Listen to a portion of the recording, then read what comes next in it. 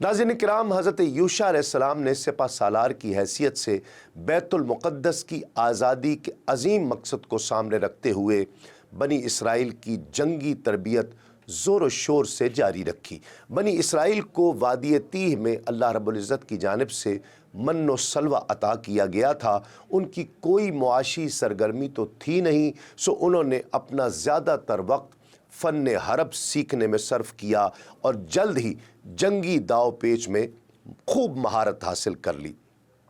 सहराए तीह में क़ैद के 40 साल पूरे हुए तो अल्लाह रब्बुल इज़्ज़त ने हज़रत यूशा अलैहिस्सलाम को हुक्म दिया कि बनी इसराइल को साथ लेकर अर्ज़ मुक़द्दस की जानिब जाओ और कौम अमालका से और दीगर से जिहाद करके अपने आबा व अजदाद की सरज़मीन आज़ाद करवा लो।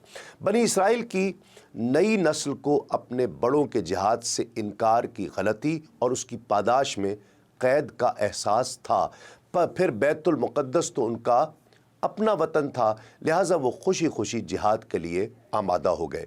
जिस वक्त हज़रत याकूब अलैहिस्सलाम अपने 11 बच्चों के साथ केनान से हिजरत करके हज़रत यूसुफ़ अलैहिस्सलाम के पास मिस्र जा रहे थे, उस वक्त उनके साथ ख़ानदान के 70 अफराद थे और अब बनी इसराइल लाखों की तादाद में थे।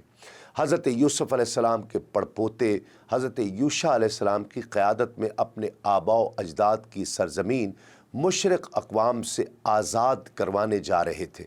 आप अलैहिस्सलाम ने बाकी मानदा बनी इसराइल को लेकर जब्बारीन के ख़िलाफ़ जिहाद फरमाया।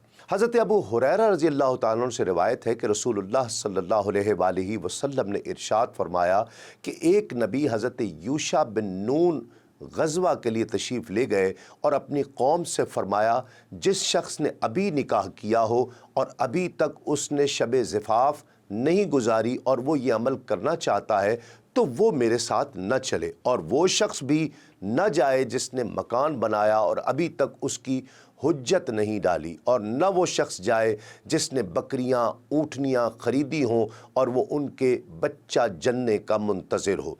फिर उस नबी अलैहिस्सलाम ने जिहाद किया और असर की नमाज के वक्त या उसके करीब वो एक देहात में पहुँचे तो उन्होंने सूरज से कहा, तुम भी हुक्म इलाही के मातहत हो और मैं भी हुक्म इलाही का ताबे हूँ। ए अल्लाह, इस सूरज को थोड़ी देर मेरी खातिर रोक दे। ये दुआ कबूल हुई और उनकी खातिर सूरज रोक दिया गया, यहाँ तक कि अल्लाह रब्बुल इज़्ज़त ने उन्हें फ़तह अता फरमाई। फिर उन्होंने माल गनीमत एक जगह जमा किया और दस्तूर के मुताबिक उसे खाने के लिए आसमान से आग आई, लेकिन उसने माल न खाया। ये देखकर उस नबी यानी यूशा बिन नून ने फरमाया, तुम में से किसी ने माल गनीमत में ख़यानत की है, लिहाजा हर कबीले का एक शख्स मुझसे बैत करे। फिर सब ने बैत की तो एक शख्स का हाथ नबी के हाथ से चिमट गया। नबी अलैहिस्सलाम ने फरमाया, तुम्हारे कबीले में से किसी ने ख़यानत की है।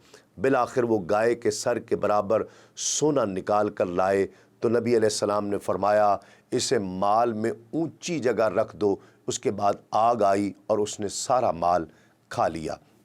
नबी करीम सल्लल्लाहु अलैहि वसल्लम ने इरशाद फरमाया, हमसे पहले किसी के लिए भी माल गनीमत हलाल नहीं किया गया, लेकिन जब अल्लाह रब्बुल इज़्ज़त ने हमारा ज़ौफ़ और इज्ज़ देखा तो हमारे लिए माल गनीमत हलाल कर दिया।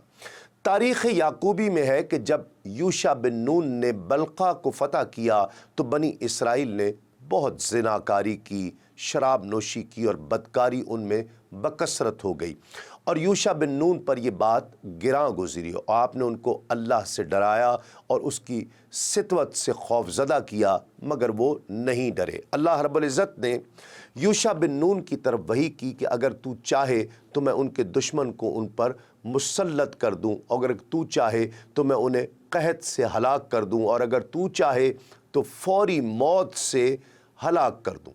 आपने कहा वो बनी इसराइल हैं और मैं नहीं चाहता कि आप उन पर उनके दुश्मन को मुसल्लत करें और न वो कहत से हलाक हों, लेकिन फौरी मौत से हलाक हो जाएं। बस उन पर ताउन फूट पड़ी और एक ही वक्त में 70,000 आदमी मर गए। हज़रत विंसीन बिन अता रहमतुल्लाह अलैह फरमाते हैं, अल्लाह रब्बुल इज़्ज़त ने हज़रत यूशा बिन नून अलैहिस्सलाम की तरफ वही फरमाई कि मैं तुम्हारी कौम के 1,40,000 नेक लोगों اور 70,000 بلے لوگوں کو ہلاک کر دوں گا۔ حضرت یوشع علیہ السلام نے حکمت جاننے کے لیے عرض کی کہ اے رب تعالیٰ تو ان کے برے لوگوں کو ہلاک فرما دے، لیکن ان کے نیک لوگ کس بنا پر ہلاک کیے جائیں گے؟